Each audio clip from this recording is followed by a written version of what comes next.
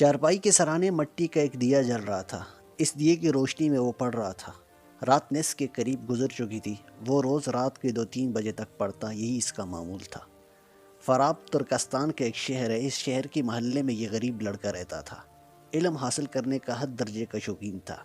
دن کے وقت استاد سے جو کچھ پڑھتا رات کو اسے یاد کر لیتا۔ جب تک پورا سبق یاد نہ ہوتا تب تک وہ نہ سوتا۔ بعض اوقات تمام رات ہی پڑھنے میں گزار دیتا تھا۔ لیکن اس رات کیا ہوا؟ دیے کی لو اچانک کم ہونے لگی۔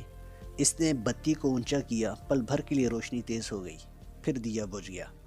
وہ جلتا بھی کیسے؟ اس کا تیل ختم ہو گیا تھا۔ اب تو وہ بہت پریشان ہوا۔ آدھی رات کے وقت تیل کہاں سے لاتا؟ تمام دکانیں بند تھیں۔ کوئی کھلی ہوتی تو اس کے پاس کون سے پیسے تھے کہ ان کا تیل لے آتا؟ اپنا خرچ چلانے کے لیے وہ محلے کے ایک بچے کو پڑھاتا تھا۔ اسی طرح اسے جو پیسے ملتے ان میں سے دیے کے لیے تیل بھی خریدتا۔ اس بار تیل وقت سے پہلے ختم ہو گیا تھا۔ اس نے سوچا اب کیا ہو سکتا ہے، بہتر ہے کتاب سرانے رکھ کر سو جائے۔ لیکن ابھی تو اسے 2 گھنٹے اور پڑھنا تھا۔ وہ یہ 2 گھنٹے کس طرح ضائع کر سکتا تھا؟ اور پھر دوسرے دن کے لیے بھی تو اس کے پاس تیل نہ تھا، پیسے نہیں تھے۔ وہ باہر نکلا، دروازے پر آ کے کھڑا ہو گیا۔ رات کا گھٹا دھوپ اندھیرا ہر طرف پھیلا ہوا تھا۔ ایسے میں اسے ایک اندھیرے میں روشنی کی ایک لکیر نظر آئی۔ اس کے قدم فوراً روشنی کی طرف اٹھنے لگے۔ نزدیک پہنچ کر اس نے دیکھا روشنی قندیل سے آ رہی تھی اور قندیل چوکیدار کے ہاتھ میں تھی۔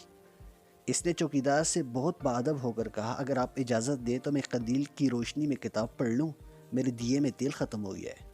چوکیدار سمجھ گیا کہ بیچارہ غریب طالب علم ہے، اس لیے اس نے کہا ہاں پڑھ لو۔ اس نے قندیل کی روشنی میں کتاب کا مطالعہ شروع کر دیا۔ لیکن اب مشکل یہ تھی کہ چوکیدار ایک جگہ رک کر تو پہرا نہیں دے سکتا تھا۔ گھوم پھر کر چوکیداری کرنا اس کی ذمہ داری تھی۔ اس نے کہا بیٹا اب تم گھر جا کر سو جاؤ، میں تمام رات ایک جگہ نہیں رک سکتا۔ اس پر طالب علم نے کہا آپ ضرور چلتے جائیں، میں آپ کے پیچھے پیچھے چلوں گا اور کتاب پڑھتا رہوں گا۔ چنانچہ چوکیدار آگے آگے چلتا رہا اور یہ پیچھے اس کے ساتھ ساتھ چلتے ہوئے قندیل کی روشنی میں کتاب پڑھتا رہا۔ اس طرح مطالعہ کرنے میں اگرچہ بہت دقت پیش آ رہی تھی، لیکن اس نے ہمت نہ ہاری۔ 4 بجے تک وہ رات کو پڑھتا رہا، پھر چوکیدار کا شکریہ ادا کر کے گھر چلا گیا۔ دوسری رات بھی یہی ہوا۔ تیسری رات لڑکا آیا تو چوکیدار نے کہا بیٹا یہ قندیل تم لے لو، میں اپنے لیے ایک اور قندیل لے آیا ہوں۔ لڑکے نے یہ بات سنی تو اسے یوں محسوس ہوا جیسے کوئی بہت بڑا خزانہ اس کے ہاتھ آ گیا ہو۔ کیا آپ جانتے ہیں یہ لڑکا کون تھا؟ یہ لڑکا بڑا ہونے پر ابو نصر الفارابی بنا، جو عالم اسلام کے نامور فاضل، معقولات کے ماہر اور بے مثل فلسفی کے طور پر مشہور ہوئے، جسے دنیا سائنٹسٹ کے نام سے بھی جانتی ہے۔ دنیا نے ان کی عظمت کا لوہا مانا۔ آج ان کی وفات کو تقریباً 1000 سال گزر چکے ہیں، لیکن ان کی عظمت اسی طرح برقرار ہے۔